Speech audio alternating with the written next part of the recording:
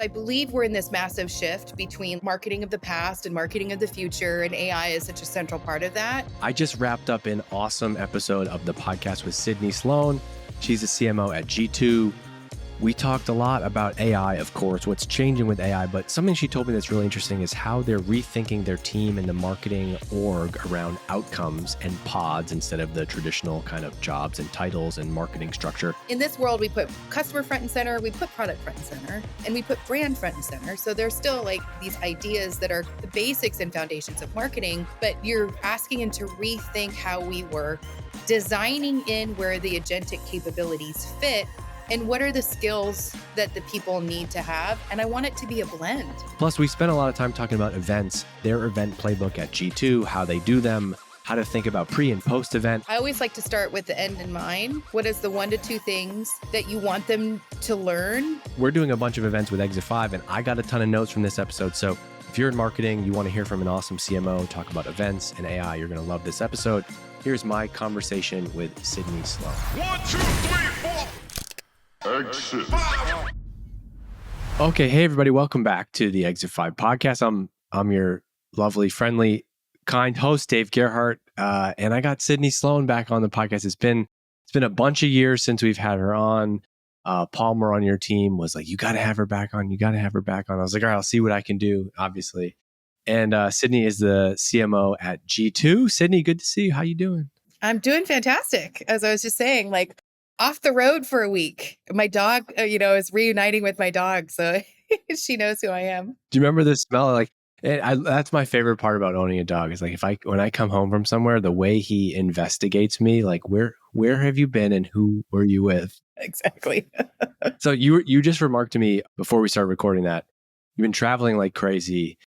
Do you feel like is everybody drinking from the events Kool-Aid? We're doing this with Exit 5. I'm still running high off of our event. You mentioned your event. Reach is coming up as we're recording this. Do you feel like there's still a frenzy around like, yeah, we got to get together in person? Absolutely. I think, and for us, it's worked really well. We just wrapped up our roadshow. So we did a 4-city roadshow over the summer, and it was sold out at every stop.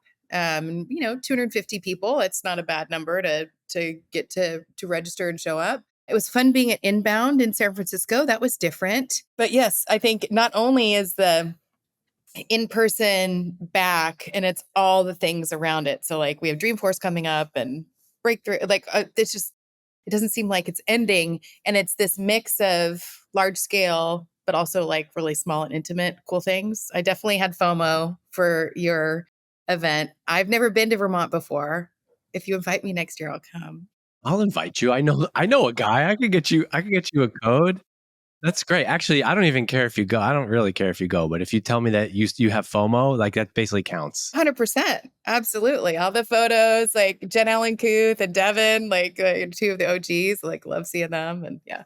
There's something really special too, I think we're feeling with our event is because it's built from a community, like an online community where people feel like they know each other. Now, one of the challenges as we grow this is like, it can be kind of like cliquey. If you already know a bunch of people, then like, how do you welcome in outsiders? But I think that's kind of like the format that we're working with is like, we're doing a bunch of excursions and hikes and mixers, and we're doing these roundtables. And the vibe in person has just been awesome because I think I don't know if it's because we're all having this like deep down existential crisis. I think the first wave of it was like post-COVID, everybody was like, I cannot wait to travel again. Like I was so burnt out on business travel.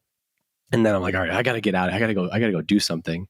And I think now we're all having this kind of like existential crisis. Like I'm literally walking through the woods, talking to my ChatGPT, like brainstorming. It's like, I just talked to her actually now. Yeah. Oh, yours is a her. That's interesting. Mine's a British guy. Mine's British too. This is a marketing thing. It makes me feel like I'm really smart and creative and talented. But I don't know. There's just so much nuance to like hanging out in person. And it's maybe kind of not rethink, but I'm trying to figure out like making space for the AI stuff, but then also in person.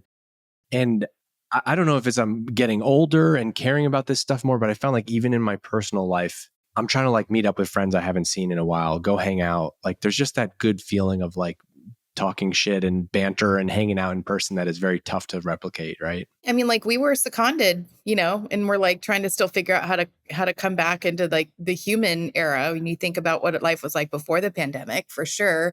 I get tired really easy now too. It's like I was always an extrovert, like first one in, last one out. And I'm like, Irish goodbye. Like, see ya.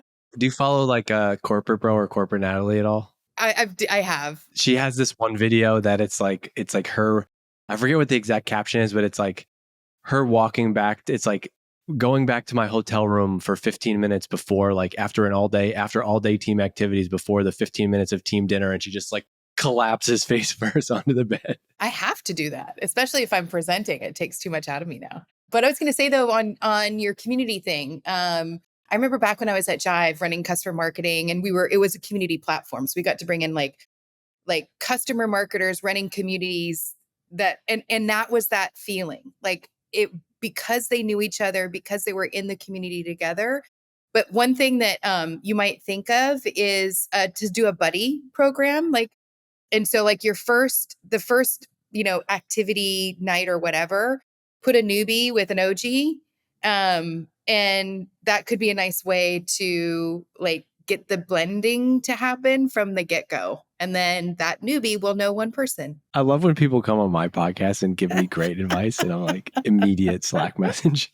No, that's great. We were thinking that's a totally good way to do it. I think when you're there under like the guy, like it's a professional setting, it would be so easy to pair someone like, Sydney is a newbie and she is in content. Let's pair her with, Tass, who's an OG, who is also in content. And then you have that like kind of shared thing, which is really cool. You mentioned like you do these road shows, right? So as a CMO, it's clear as a person, you get the value of doing events, but like from a business standpoint, like how do you think about, I guess everything always does come back to measurement at some point, and I kind of want you to say the answer because I feel the event ROI is harder. It's mushier than just sales, but where do they fit in like the marketing strategy for G2 to go and do 4 250 person road shows? It's a ton of work. There's no such thing as an easy event. So how do you why do you do them and how do you think about it? Yeah. I mean, I'll be completely blunt and transparent here, right? Like G2 is not its own platform. We only work when we're integrated with other people's stuff. And so in order to tell the story, like, because I believe we're in this massive shift between like marketing of the past and marketing of the future, and AI is such a central part of that the bold idea is that you just kind of toss what you built and start over. It's going to be easier than trying to retrofit your marketing automation system to the new way. And so that was the kind of the idea about AI in action, is to like a clean blueprint. It was a blank page. And it was really important for me who we told this story with, the cool kids, right? So, we got, you want to put yourself in good company, so bringing in Clay and Qualified and 6 Sense, like, was super intentional. New Breed, and HubSpot partner. And then we used Infuse in the UK. And so we got to tell the story together. And it was important for me, to make sure that we were having that conversation with the right person. So we called them the hands-on decision makers, the people that, we didn't want C-suites. We wanted the people that are actually design the systems and can implement it and give them the power of like what that looks like. How do you actually think about taking a signal, connecting it to an agent, taking action, building, AI orchestrated workflows? Like, imagine you don't have to worry. You just get to start fresh. And so that was the premise of it. And the reason I think that it worked really, really well, I was very pleased, is because we spent a lot of time ahead of time building our story together with our partners. So the first presenter absolutely knew what the last presenter was saying. We rehearsed 3 times before we got on site. We still adjusted on site. I tried to keep the presenters the same, because then the dynamic gets more and more personal over time. Sometimes you couldn't make that happen, but most of the time we could. And we kept it fast paced. Every presentation was 15 minutes and had some kind of interactivity. And so at the end, in the middle, like take 3 minutes and do this at your table, take 5 minutes and do this at your table. So beginning to end, they started with a blank slate and they left with a drawn out blueprint of their orchestrated workflow and a prompt that we pre-built that then they worked on that they could use right away. And that was the last session. So it was like high intensity, high value, hands-on, go. I have a couple event specific follow-ups just because this is top of mind for me. So I think you mentioned they did three rehearsals. This is a lesson that we're learning with our events. I think pushing harder on the like, let's really prep the content for this. And I'm trying to balance the like, once you get to like an inbound Dreamforce stage, like they're like super militant. They're like, no, we don't have, your slides need to be like this format. They need to look like this. They need to be due on this date, 6 months before the event. And then like we're trying to like build an event from the beginning. And so I'm trying to like have more flexibility. And that there is so many things that I'm learning that like not all events are not equal. And if you do spend more time on the content, that is what people are going to remember. I get in this obsession over like, was the sandwich good enough? Was the food good enough? And it's like the content needs to be really good, I always like to start with the end in mind. What is the 1 to 2 things that you want them to learn? And what's the 1 to 2 things that you want them to do? There's actually a really cool framework I was taught back in the day by Lisa Steele. She was my CMO at the time. And it was a 3x3. And so it was, what do you want them pre, during, post? So that's the top bar. And then the side, the rows are think, feel, do. And it's really, and for the bigger events, you can do it by persona. So you could do one for VIPs, you can do one for developers, you can do one for your champions. Like, so for each persona that you're serving, what do you want them to think, feel, do before, think, feel, do during, and think, feel, do after? And that's where kind of I like to start with the planning. And so for us in that example, is like, we want them to think they're not too far behind, but you got to get going now, so you want them to feel a sense of urgency, but also empowered. And then what you want them to do is you want them to go back with their blueprint and run a similar workshop with their team. That was it.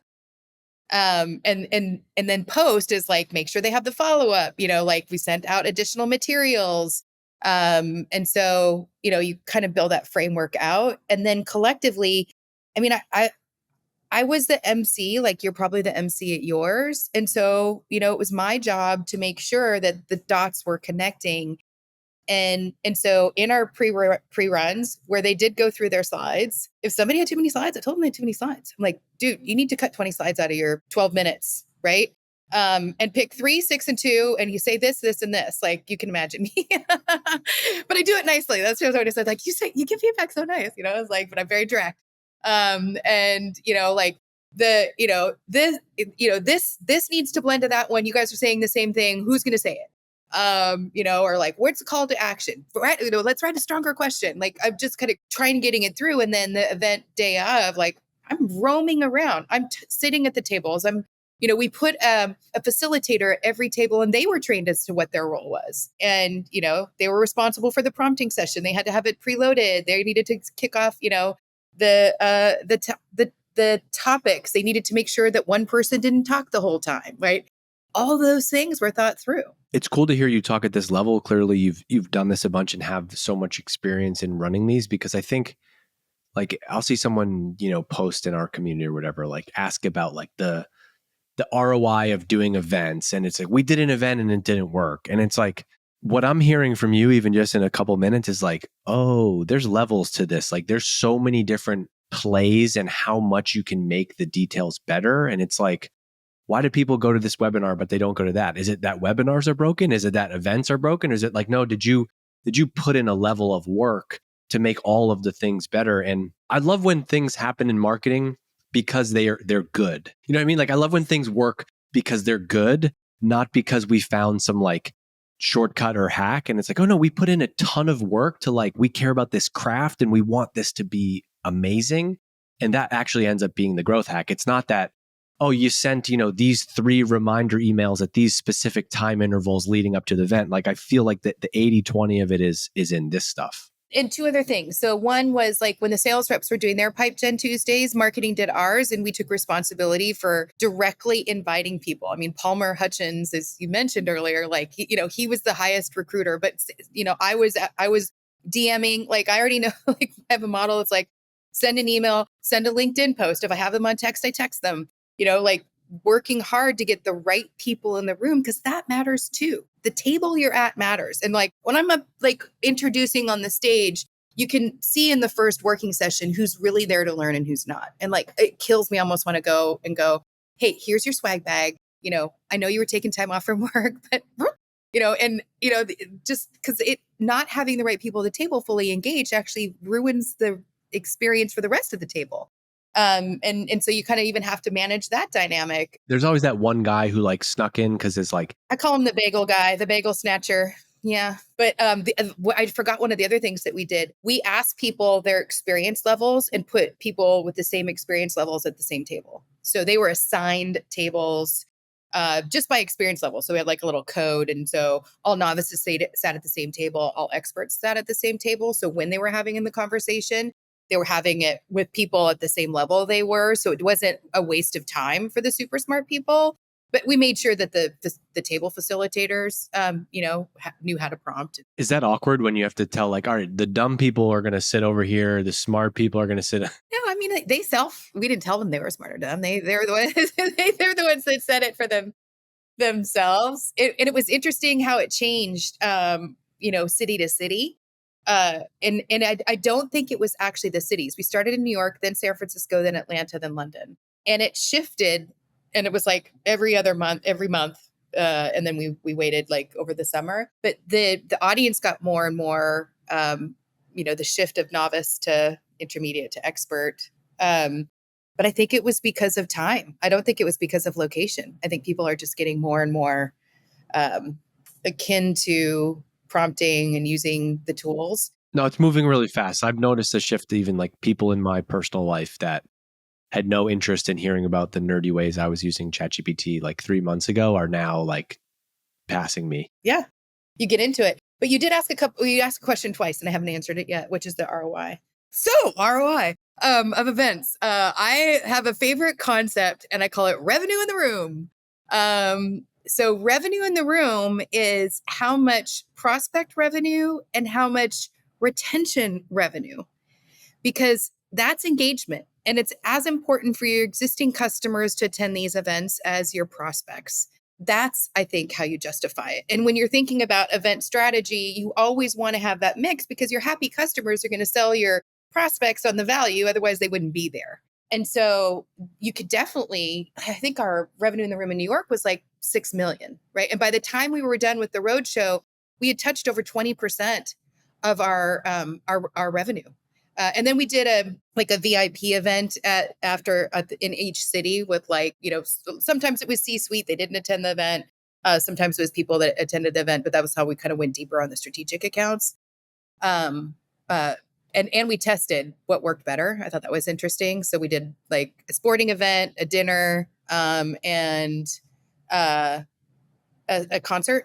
And the sporting event was actually the most successful in recruiting and overall experience, in my opinion. Excited. What was the sporting event? Giants baseball game. Pretty good. Don't you feel like there's a bunch of maybe like intangible ROI, percentage points from events? And I'll just tell you what I think they are, and see if you can relate to this. Is like, it's back to the in-person thing. When you have your ICP prospects and customers in the room, for every dashboard and spreadsheet we look at, like, man, how valuable is it to have like 4 conversations? I'm like writing in my phone. I'm like, I just talked to this person. They've like, I like to test little like bits of messaging. I'm not like, hello, Sydney, I would like to test my messaging on you. But it's like a stand-up comedian, right? You're trying to like, you have a message you're working on, you're trying to work it in, or you're telling a story to someone and you realize that analogy really hits.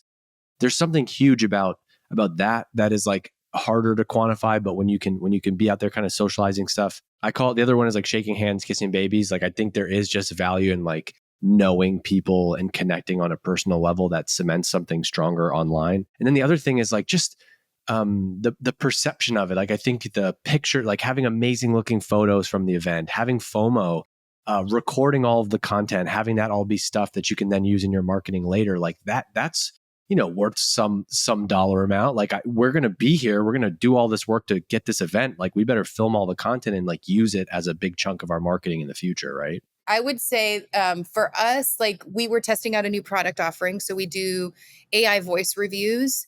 So we had like a handful of people that got to experience the beta of giving a voice review. And we had the product manager for that at all the events. We could have done more. And I want to say, I can't remember the name, this guy that runs a CIO community, and it was like Evanta, but for CIOs back in the day.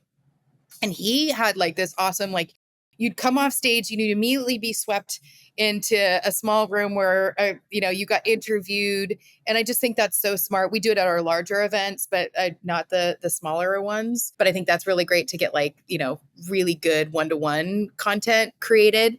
We'll do that at our advisory board. We always like put up a video crew for that, and that's happening. But you're right on the socials. And if it's hard, but if you can convince your photographer to turn around at least 20 photos within a day. This is not 2 or 3 days later because it's too late, right? So you want the next morning to be able to send the thank you note with the link to the library of photos that have your brand on them, that then they can share. And then you get that high quality visibility. The other option is like you do it and then people pull pictures off of your stuff. But I like we're doing this. We do like I consider it the kickoff party for Dreamforce. So it's like C-level people on Monday night, Dreamforce kicks off on Tuesday, and we do that. So we'll have the photographer there, but like that night, even like we put it out, and then we're like front and center of people like sharing that they were at our party the night before. And, so we get that extra airtime. And so I think that's key. If you wait a week to send the pictures out, then it's too late. I'll tell you another interesting thing that we learned. This is the first big event, second year, but this one was much bigger. Events are a ton of work, super stressful. A bunch of the people on our team that worked really hard in the event, we said, take the week after the event off. And that was a huge mistake. Because, and I've already had this conversation. I'm a toxic manager. Someone clip this. Dave doesn't give people time off. Clip this. No, but what we realize is that like the long tail, like running an event, there's so much the follow up through the next couple of days. And like we were like, oh shoot, lesson learned. Like for this operating system, you should work maybe till like Wednesday of that week, and then go take all the time in the world you want off. But I think how much of like the post event stuff bleeds into that, like sending out the recording, sending out the pictures, the NPS, the thank yous, the, hey, do you have the slides for this? There was just a lot left over. And I just was kind of sitting there like at my computer, like, I don't have the answers to any of these things. That's why post is so important, right? And so all too often people think about the event as the event, not a marketing program. And the value is in the follow-up. And right. That happens all the time. Like event leads get followed up on. Like I like the leads to drop immediately, if not end of night, to have the follow-up the next day. Because then again, the first person, people are like, well, they're not back yet. I'm like, I don't care. They're still checking their email, and if we're the first to respond, that shows that we're on it. And so I 100% agree with you. This is interesting. Like I will have conversations with sponsors at event, and it's like, what's your plan for follow up for the event? We'll figure it out after. And it's like, no. To do great marketing, we have to think about, go back to your little matrix. It's like you could run this for all the exercises, like pre, during, post. What do we want them to think, feel, do? And it shouldn't be like the morning after the event. We're like, okay, now let's switch to think about what our follow up strategy is going to be. That should be connected to the experience from the beginning. Yeah, and the feel is like, wow, that was quick. They're on it. Like that's the kind of partner I want to work with, not somebody who sends me a vanilla email 2 weeks after the event. I want to spend a little segment on talking about AI. You just have done this whole AI in action thing. So I'm sure your knowledge of AI has continued to grow. But the lens that I want to ask you this question from is basically just, what do you think is different and are things different about being a CMO in 2025, 2026 because of what's happening in AI? And what's different than maybe it was in your last job or 10 years ago? What's changing? I know I talked to a lot of CMOs. I know things are different, but I'm curious to hear how you articulate like what's going to be different in the future. 100% it's different. Carrie Lou Dietrich and we started a CMO AI club last January. Just a handful of people so we could learn together what's working, what's not, what tools you're using, And so that's been super, super helpful. And so, I think there's been these defined eras, right? Like I started before the internet. So I've been around a while. It's like, oh, the internet, we can talk to people digitally. Like there's a form. What do we do with it? So, there's been big shifts in marketing over the years. And this is another one. And I mentioned at the beginning, like, marketing automation was a huge time for marketers. Like we could finally digitize our experiences and get more sophisticated. And the science of marketing was way more than just the creative side of marketing with brand. And then everything could be measured, which I don't know if was a good thing or bad thing, to be honest. And so now we're back at the starting line.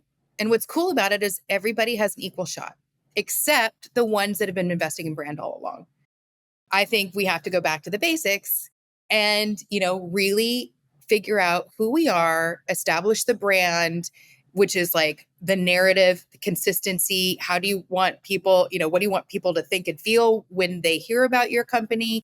How do you show up? That's why it's important for me, like high quality, right? Like I want every single experience to like hit the five senses, even if it's digital or if it's in person, it doesn't matter. But that a G2 event, it always feels like something just above and beyond. So the next time they have a choice to come to our event or someone else's, they come to ours. Like when I got here a year ago, we didn't do launch events. And so it's like, okay, if you build something, people got to know about it. You don't want them just to discover it, And so we started launch events like this last one, like, we just keep raising the bar. We had a production, like it was just great. We use Goldcast. Like I know you're a fan of Goldcast. And so quality matters. And so, what do you want your brand to stand for? And then how do you uphold that is point number one. Then, with AI, it's disrupting everything. Here's some fun facts. We do a lot of buyer research at G2. And in April, we do an annual survey at G2, the buyer behavior report. We decided to do it twice this year because things are changing so fast. So we did it in April. And in April, the responses said that 4 out of 5 people used some kind of LLM in their entire buying process, and 29% started with an LLM. 4 months later, so we decided to do it in August. The report's coming out next week. And that number went to 9 out of 10, and 50% of people starting in an LLM. 50%, up from 29. That's a 71% increase in 4 months. It's just like what you said, like you were at the forefront, now everybody's passing you as soon as people get in there. And here's what's crazy about it, right? Like they ask a question, they get an answer, and they're trusting the answers. And the answers are way more than a keyword, right? The answers are complex, not, what's the best software for running marketing programs. They're saying, here's my ICP. This is my current tech stack. Tell me where I've overlapped. What integrates with this? Do I still need, like, it's levels of questions that are super deep. And you have to understand now what people are asking and write your content for the answers to those questions. It's a total shift. The version of this like 10 or 15 years ago was like your marketing team would just basically write an article that's like, if you sold a CRM, you'd write an article that was like the 10 best CRMs to use. And you'd put like yourself like number 3 on the list or whatever. Or do some kind of benchmark study that, was wired. Yeah. Yeah, no, that's wild. I mean, that's the stuff that like really makes you have to have some fundamental questioning about what does the future of marketing look like, because I'm not great at brainstorming on the fly, but you mentioned a bunch of companies and I have them in my notes. And so you said Clay, Qualified, 6 Sense, New Breed, right? Let's just say that those are 4 companies that all sold the same type of widget, just for thought's sake, right? Yeah. Well, if I need to buy that for my company, let's say they make accounting software for small businesses like mine. This is how I buy today. I'm going to go to my ChatGPT and say, hey, my business is a $3 million revenue, I've run a small business. We have a team of 5. I don't like complexity. I have this much budget. I have this. Here's my ICP. I'm considering Clay versus Qualified versus 6 Sense versus New Breed. Can you please do the initial research on this and tell me the pros and cons of each platform and make a recommendation about what might be great for me? Then it's like, thinking for 7 minutes or however, it's insanely fast. And boom, is the buying process over?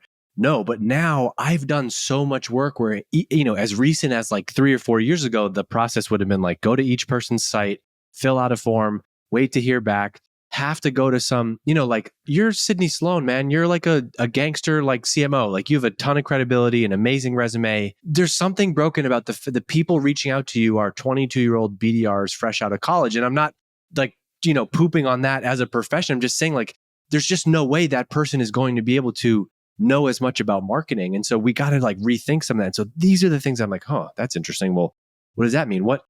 This is what I lay in bed at night and think about, like, what happens to sales? What happens to marketing? How does this change? How does this change? There's like, if all this stuff continues to play out at this rate, there is going to be a lot of change in how we market and sell products, right? 100%, right? Like the shift, I would say, the biggest shift since then was like the whole idea of a digital strategy. When everybody moved from, the sales rep, you had a Rolodex and, you'd like run events.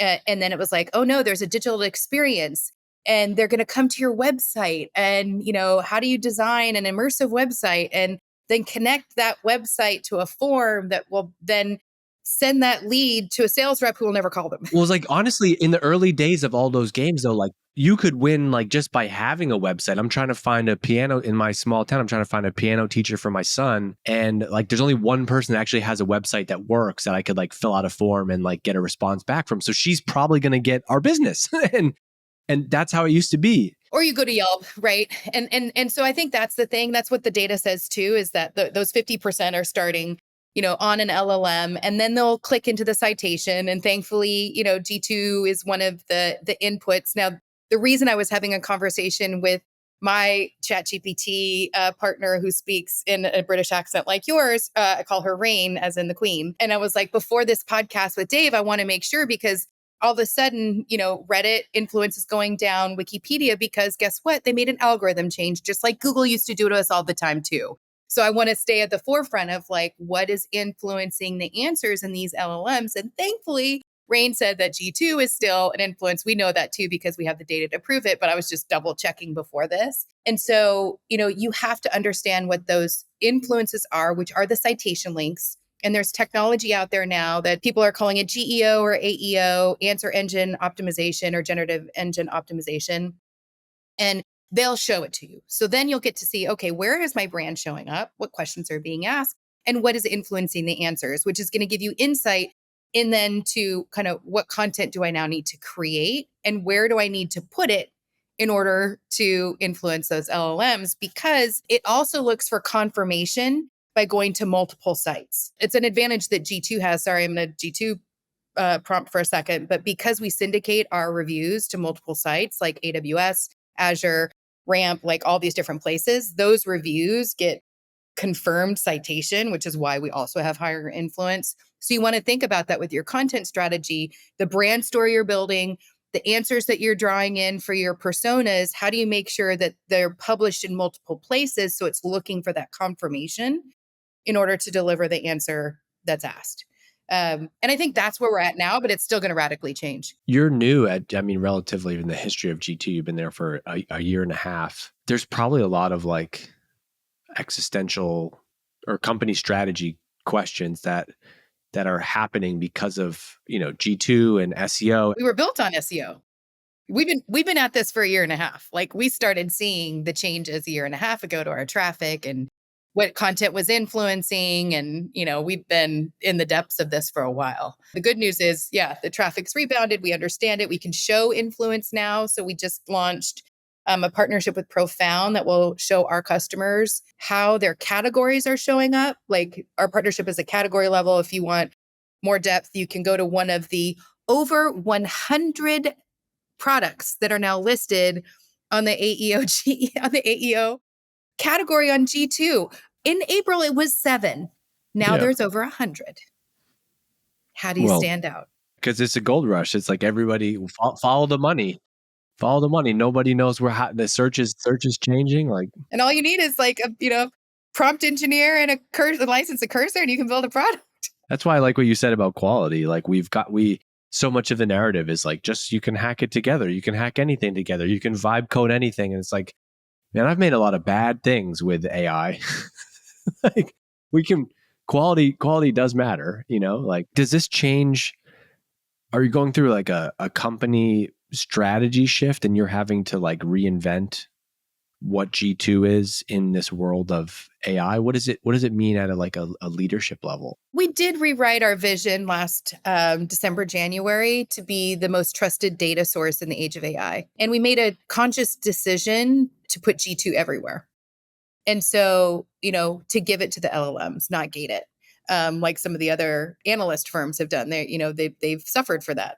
You can see Gartner's stock price, right? And so we made that conscious decision. It's like, no, we want to syndicate. We want to put G2 everywhere where the buyers are and build our brand through still being that trusted source. And that's what we were doing last year. And then we've tried to make it easier now for companies to generate reviews. And so we've made, because we had the same like survey form for a long time.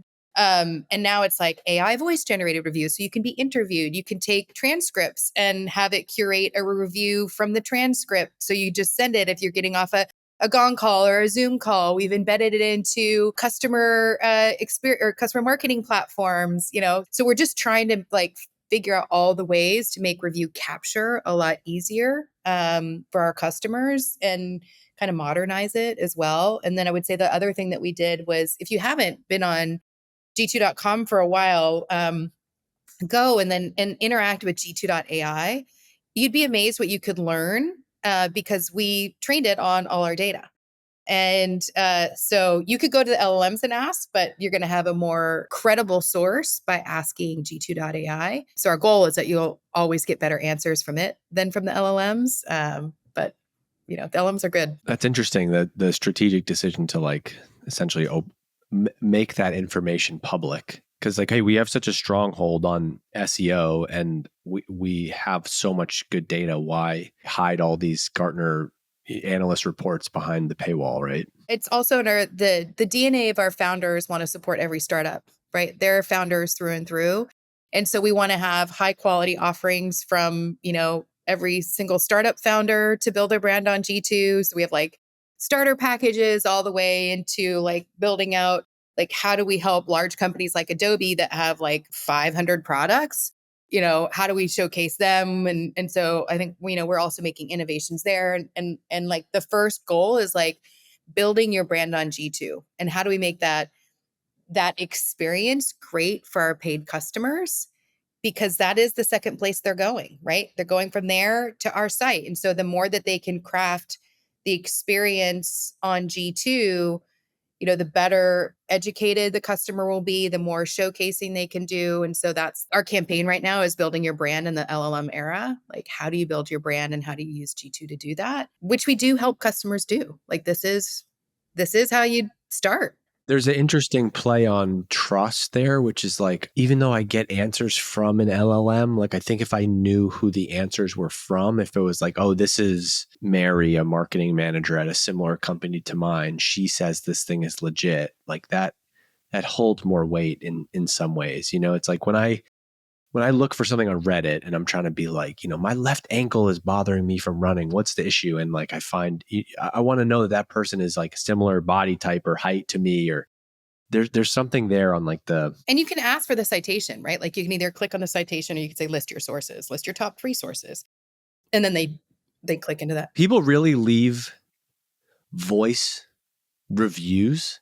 They're longer and they take less time too. Hey, yeah, this is Mark from Boston. I just want to tell you, I really love Gainsight. Like, are they talking into their phone? Like, yeah, I mean, you could test it now if you want to go leave a review for your favorite platform. What do you think about your role in running a team changes? Everyone's quick to say, oh, in the age of AI, you just need a CMO and a ChatGPT subscription. But like, that's probably not true, or at least not yet. No.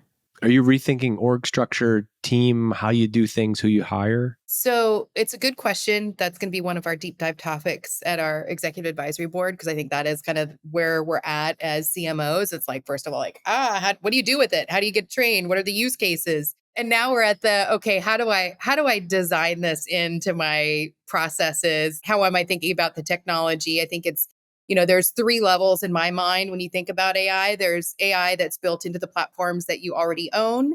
There's AI builder. That's a category where it sits across the top and you can orchestrate across the systems with the builder. Or there's the LLMs themselves. And so it's like, we just wanted people to embrace it at first. Now we kind of need to say, okay, what is the path we're going to take here? Like, what is the right architecture for us? What are the systems we trust? Where do we want that, basically agentic orchestration to happen? So I think you have to think about that across the go-to-market team. And so that's the process layer. And then you go, that's technology process. Then you go people. And I do think, you and Katie Srivastava had a podcast recently. that I saw. And she's at u.com or something like that now. She was at like, Wait, do you listen to my podcast? I do. Yeah. I have FOMO from your events, Dave, and I listen to your podcast. Attribution, baby. Okay, there you go. And so you and Katie were having this conversation. And it really got me inspired. You played it right before HubSpot. And I think I mentioned it to like every other person I talked to because I was like, oh my gosh, how do we think about reimagining marketing in our org design? What's interesting about her though is like she's the benefit of like she's starting at a newish company. It's like I think it's going to be harder for the G2s. It's harder to like unwind than it is to like, yeah, of course, if you're starting from the beginning, and I'm saying that because I think it's just so easy to like online people dunk on like fire the whole team, do whatever. It's like that's just not realistic in most companies. Like, and you see too the org charts that are like your standard org charts, and then you've added all these agents, which are like task level agents. And I understand why people have done it, but I'm not sure that's the right way. And so based on that conversation, it got me thinking. And so I'm like, okay, this is really cool. Let's think about outcomes. And I've done pod-based work groups before. Like the reason I was doing it back then was like trying to foster cross-functional collaboration because everybody was like working and like the brand team was working and the demand gen and they weren't talking to each other and they were telling us that. And it's like, all right, well, let's create projects because that then cross-functional teams can work on, and that will facilitate collaboration. Now I think it's different. Our product team has already done this. They've moved to like outcome-based dev schedules. So they're picking a problem to be solved and orchestrating the team around that and like going after the problem. So if we looked at it in that way, then what would we do? And so my starting thoughts here are we would have a team focused on building the brand relationship. Like, what does it mean to be engaged? How do you influence people where they are, which includes LLM expertise? What are those industry influencers we want to have relationships with? How do we educate them? And so the outcomes in this team would be influence and signals that connect to agentic workflows, right? And so then I'm thinking like in that next layer, it's like, what are the people skills on this team? What are the agent skills? And like, let's get more specific on the KPIs of the outcomes. So that'd be team one. The team two would be on relationship building. I love this one because like, I absolutely hate that we have teams that are focused on, top of funnel to closed one, and then a separate team that's focused on closed one post sale. It's one customer. Let's just have people that are responsible for relationship building that are persona based, right? And so it could be an account building team that's like a mix of deep research AI agentics and personalized communication, which is AI and people, in coordination with the account owner, which is the rep, right? And they could focus on new customers, but also existing customers. This is where community lives. And so, their outcomes is like meaningful connections, account engagement, and like the facilitation of those topics where a KPI could be referral.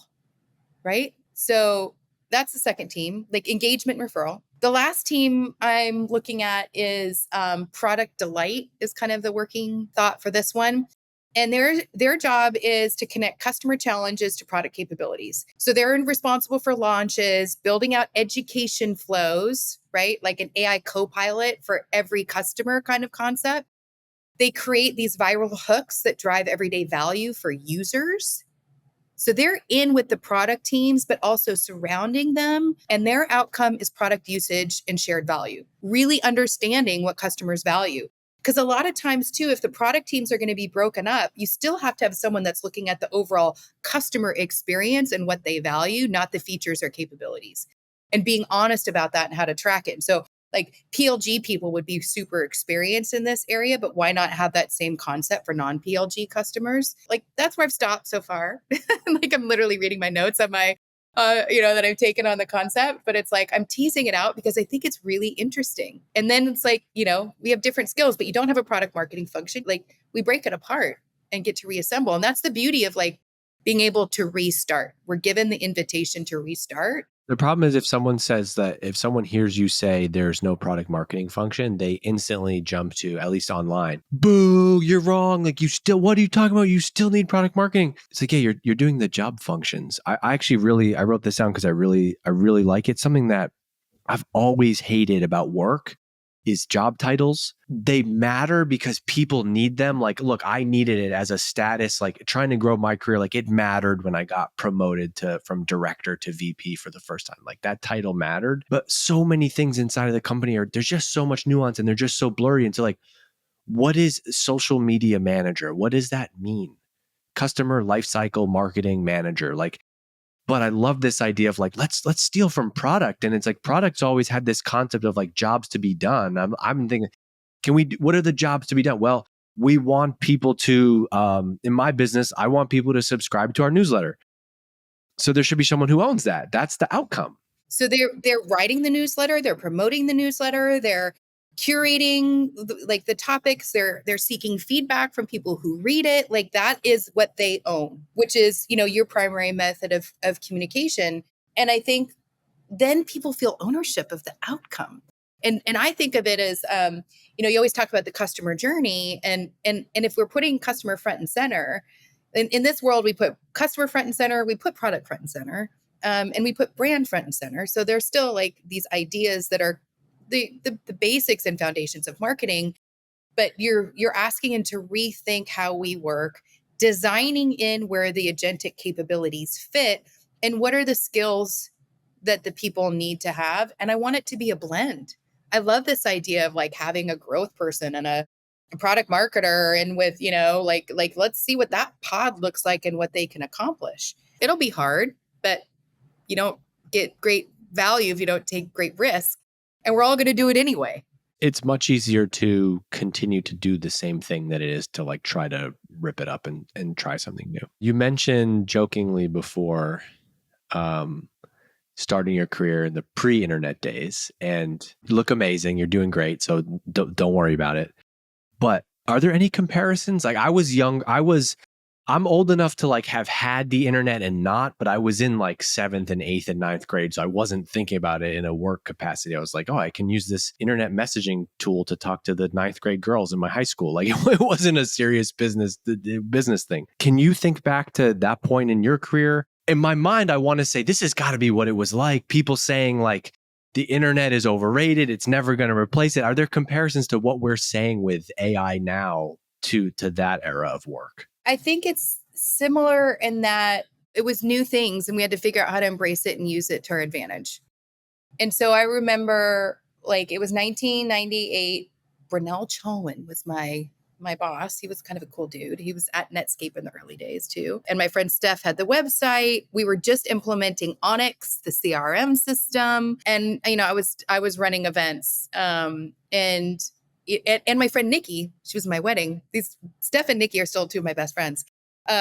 Nikki was running the SDR team, but we called it telemarketing. Sorry to go on a complete tangent, but what you just said, this is like such an important thing. I'm trying to think about like my kids and work and jobs and whatever. It's like you make I feel the same way. So many of my closest relationships are people that I worked with like post college. And I hope we don't lose that. It's like, yes, you go to there to learn, but like it's just you're in your 20s. It's a certain point of life, and like that's cool to hear that you're still connected, because I think that's a back to the people stuff. That's like an irreplaceable part of this. Yeah, I mean, and we were in the trenches figuring it out because there was no playbook, and so that's what I worry about. I was doing a session yesterday that Pepper was running on GEO, and it was like, there's a reason I didn't give a playbook at the AI in Action Roadshow and that it was blank, because I don't think we have one yet, and I don't think we're going to have one for a little bit. Right? Because innovation it's too fast. And so I don't think we should be building playbooks, right? I think we should be testing, iterating, and just be super agile and set our teams up for that. And, maybe before when it was a 70-20-10 model, like now we're going to do 60-20-20, like where experimentation lives. So people aren't afraid to, to take risks and try new things and not get wedded to them. Because it's going to continue to change so fast. And that's the difference, Dave. That is the difference, is the speed of this change. Where before, it took 3 years, I don't know how to build a CRM. You want to connect it to the web? Someone has to build the wiring to make that happen. And there was some bus, enterprise services bus or something, super techie. Yeah. The thing you shared at the beginning about the data from April to August is Yep. eye-opening. Yeah. Sydney, this was great. I'm reminded of why I enjoyed our conversation in the past. If you enjoyed this episode, go find Sydney Sloan on LinkedIn. I don't care about any ratings, reviews, whatever. I want you to go to her LinkedIn, send her a message like, hey man, hey lady, I heard you on Dave's podcast and you were awesome. I got a bunch of notes. I love your events playbook, thoughts on AI. And I'll probably see you at an event or talk to you in the future. It's always great. You're great energy, great to be around. I appreciate you giving us some time and coming on the podcast. Thank you to Palmer for floating this idea and of having you on and coming out. And I'm sure I'll see you soon. Awesome. Thanks, Dave.